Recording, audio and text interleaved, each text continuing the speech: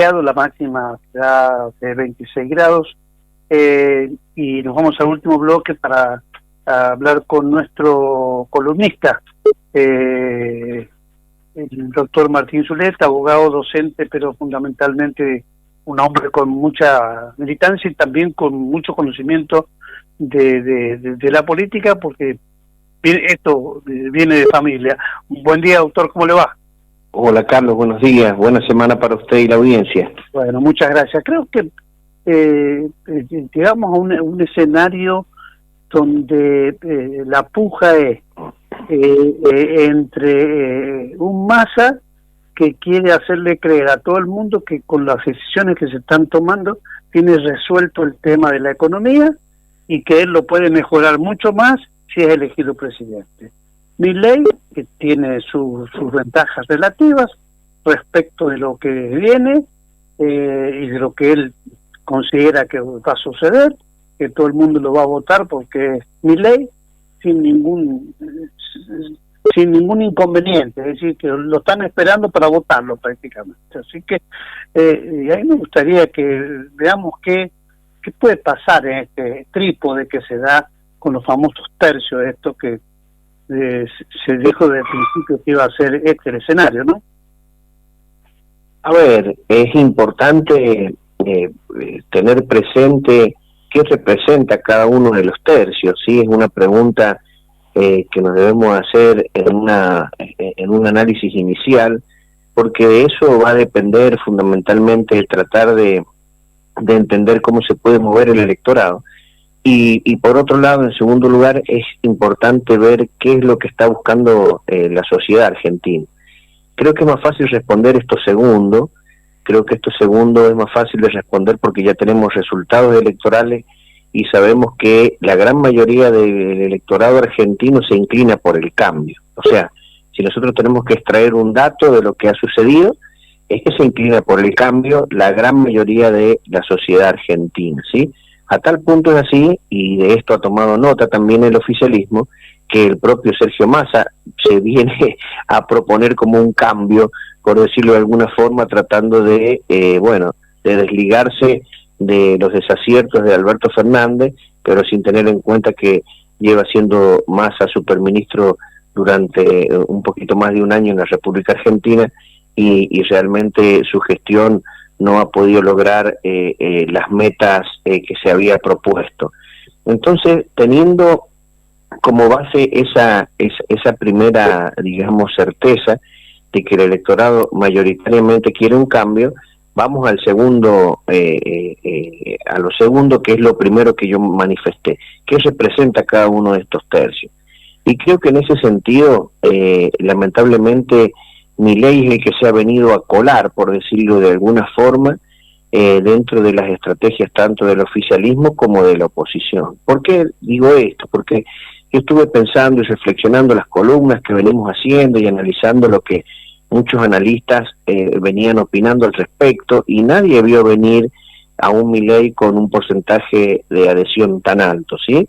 Todos veíamos a un Milei con un porcentaje bastante más bajo y con un porcentaje de votantes que en una eventual segunda vuelta podía volcarse hacia Patricia Bullrich, y hacíamos como un razonamiento más sencillo que ahí es donde estaban las posibilidades de Juntos por el Cambio de obtener la presidencia, y que como el oficialismo veía también este escenario, apuntalaba a Larreta, porque es un adversario al que advertían como más parecido a Massa y más fácil de ganarle, por decirlo de alguna forma, y a Milei, bueno, lo potenciaban de alguna forma o de alguna manera desde el oficialismo, sin tener en cuenta que Milei iba a tener este porcentaje tan alto de votos que hoy se ha convertido en un problema.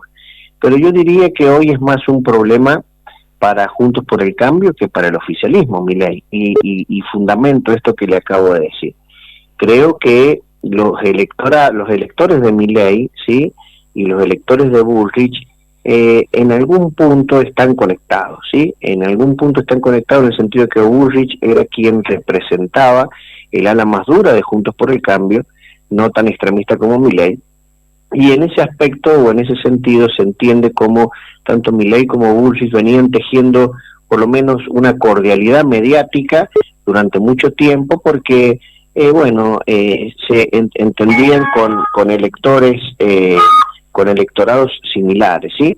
Pero a medida que, que se han develado, han sucedido estas pasos, y a medida que nos acercamos a la elección general, vemos cómo, Milei advierte la necesidad de restarle votos a Bullrich dentro de ese electorado, un electorado que estaba pensado en un primer momento por Bullrich y por el sector de Bullrich para sumar al elector de Milei en una segunda vuelta. Ahora los de Milei están tratando de sumar este electorado de Bullrich en una primera vuelta, porque si hay una debilidad que tiene Milei es la segunda vuelta. Es algo muy difícil que Milei pueda, con esa postura tan extrema, ganar en una segunda vuelta, por lo menos así lo veo yo.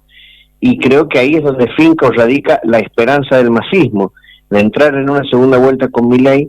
Tiene mucha más chance el masismo de poder ganar una elección que entrar en una segunda vuelta con Bullrich y Juntos por el Cambio, que representa verdaderamente un cambio más sólido, representa una postura más racional y representa desde lo político también un cambio realizable, que es la fortaleza que tiene el sector de Bullrich. Entonces creo que en ese escenario, obviamente, las operaciones mediáticas están encaminadas hoy a plantear un escenario con un Sergio Massa entrando a un balotaje, ¿sí? Un escenario que yo no advierto que sea tan así. No encuentro que objetivamente hayan, digamos, datos para pensar o imaginar que Sergio Massa está sumando adhesiones en el electorado. Me parece que no es lo que está sucediendo. Creo que usted sabe muy bien que hay encuestas de instalación mediática, y creo que estas encuestas que se han conocido están orientadas en ese sentido. Pero ojo, que no tiene que tiene algo de verdad las encuestas, ¿sí? Que el electorado de Bullrich y de Milei en algún punto son muy parecidos, y obviamente que los encuestadores pueden advertir una cierta, por decirlo de alguna forma, una cierta intención del electorado más duro de a lo mejor de ir hacia Milei, lo que mejoraría un poco sus números. ¿Por qué?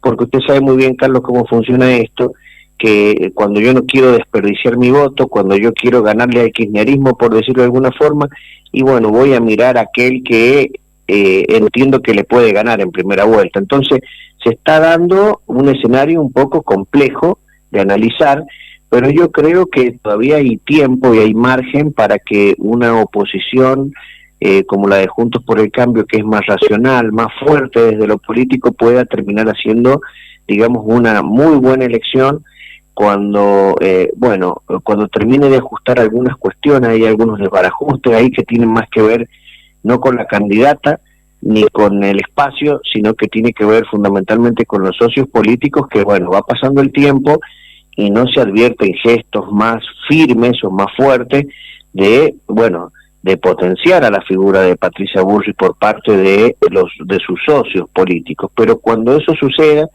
que debe suceder en poco tiempo, y cuando obviamente entremos ya de lleno los últimos 30 días en la campaña, cuando ya se vuelvan a instalar más fuertes los candidatos, creo que Bullrich tiene mucho margen para crecer, y me parece que la situación económica también va a terminar jugando un papel muy importante, porque esta economía argentina, como está en esta coyuntura, creo que no hay medida que resista más de 15 o 20 días, y obviamente las medidas anunciadas por el gobierno son medidas paliativas, excesivamente coyunturales, y obviamente que van a tener, desde mi punto de vista, un corto efecto, porque todavía no se siente, Carlos, la presión inflacionaria de la última devaluación. Es decir, los precios se han ido acomodando un poco, pero hoy los precios se van a acomodar a $1 a 7,50, y eso obviamente va a terminar repercutiendo en 30, 40 días en las góndolas, y eso va a ser imposible de frenar, porque ya ha sucedido, Carlos. Usted sabe muy bien que la inflación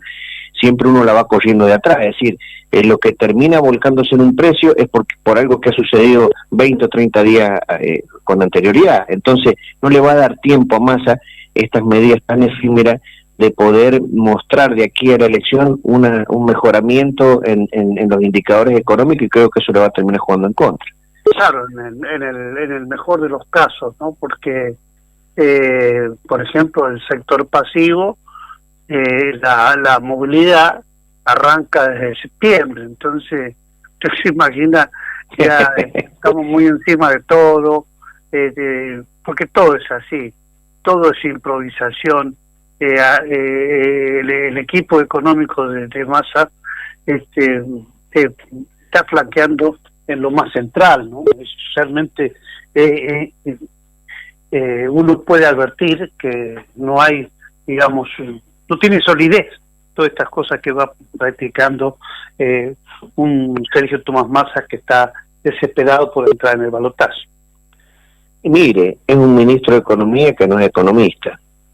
Realmente a los argentinos por ahí no tomamos conciencia de las cosas que aceptamos de parte de la clase política.